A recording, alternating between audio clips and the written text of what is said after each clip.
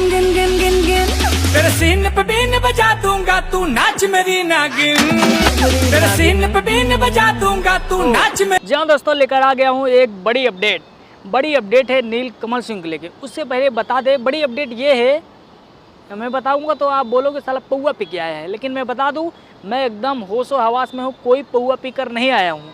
मैं बात कर रहा हूँ, बड़ी अपडेट ये है कि एक नील कमल सिंह का गाना आया है। और बड़ी अपडेट दूसरी, मतलब सबसे बड़ी अपडेट तो ये है कि भोजपुरी ख़त्म। कैसे कैसे लोग रहते हैं यार यहाँ। भोजपुरी ख़त्म हो गया है। लग रहा है ना आपको कि मैं पौवा पी के आया हूँ, लेकिन ये सच है कि भोजपुरी ख़त्म हो गया है। कैसे भोजपुरी ख़त्म हो गया है उसको भी बताऊंगा। उससे पहले मैं बता दूं कि नील कमल सिंह का एक गाना आया है, नाच मेरी नागिन। गाना सुनने के बाद मुझे लगा यार इसके बारे में तो बात करना ही पड़ेगा। ये अब ज़रूरी समझो या मजबूरी समझो, क्योंकि इसके बारे में बात ना करें तो गलत होगा। तो इसलिए मैं बात करने आया हूँ नील कमल सिंह के इस गाने के बारे में, जो कि हिंदी वर्जन में है और हिंदी गाना है। और ये आंडू पांडू चैनल या फिर आंडू पांडू लोगों से मिलके नहीं बनाया है। ये गाना एक बड़ी लेवल का है। और नाच मेरी गाने अरे यार, नाच मेरी नागिन, इस गाने को देखने के बाद आपको भी लग जाएगा कि हाँ भैया ये गाना छोटा मोटा या फिर आंडू पांडू नहीं है, ये गाना बड़ा है और बड़े चैनल से आया है। टी सीरीज़ से ये गाना आया है। टी सीरीज़ बॉलीवुड का जो बड़े बड़े लोगों का, बड़े बड़े स्टार का वीडियो आइडियो गाना कुछ भी जो भी आता है, तो बड़े बड़े लोगों का बॉलीवुड का आता है। उस चैनल से नील कमल सिंह का गाना आया है। और ये गाना नील कमल का पहला गाना नहीं है, 5-6 गाने 7 गाने नील कमल सिंह के बॉलीवुड से आ गए हैं। और बहुत सारे गाने नील कमल ऐसे गाए हैं जो कि टी सीरीज़ यूट्यूब चैनल से नील कमल सिंह का गाना आया हुआ है। और ये गाना बताता है कि नील कमल भोजपुरी को छोड़ दिए हैं। अब आप ये मत समझना कि नील कमल भोजपुरी को छोड़ देंगे तो भोजपुरी ख़त्म हो जाएगा। नील कमल से भोजपुरी नहीं है। भोजपुरी का अलग महत्व है और नील कमल का अलग दायरा है। तो मैं उसको लास्ट में बताऊंगा। पहले गाने के बारे में बात कर लेते हैं। गाना भैया एक नंबर का है और मक्खन मलाई मार के बहुत अच्छा है। नील कमल है और एक और कोई है, उसका नाम इतना सा अजीब सा है, आप देख सकते हैं। तो मेरे को नाम नहीं याद हो रहा है। और ये हीरोइन कौन है मेरे को नहीं पता, एक्ट्रेस। तो हमको भैया नील कमल से मतलब है कि नील कमल क्या कर रहे हैं और कहाँ कर रहे हैं, उसी के बारे में मतलब है।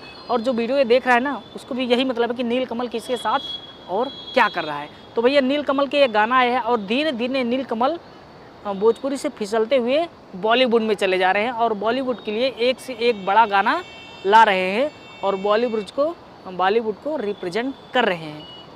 और अपने आप को हमको लगता है धीरे धीरे कहीं इनको कोई डायरेक्टर प्रोड्यूसर की नज़र में आ जाएंगे तो इनको बॉलीवुड का फिल्म मिल जाएगा। फिल्म डायरेक्ट लीड रोल में नहीं मिलेगा, समझ सको, लेकिन साइड रोल का तो मिल ही सकता है ना।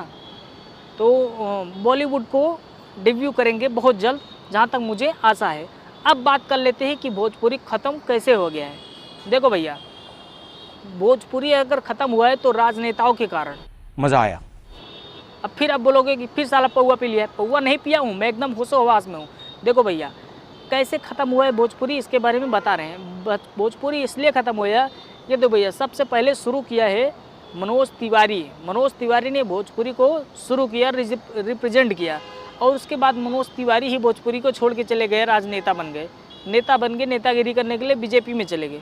और उसके बाद रवि किशन भी चले गए बीजेपी में। उसके बाद दिनेश लाल यादव भी चले गए बीजेपी में। उसके बाद बचे 2 ही टावर, खेसारी लाल यादव और पावर स्टार पवन सिंह भी हाथ पांव मार रहे हैं बीजेपी में एंट्री करने के लिए।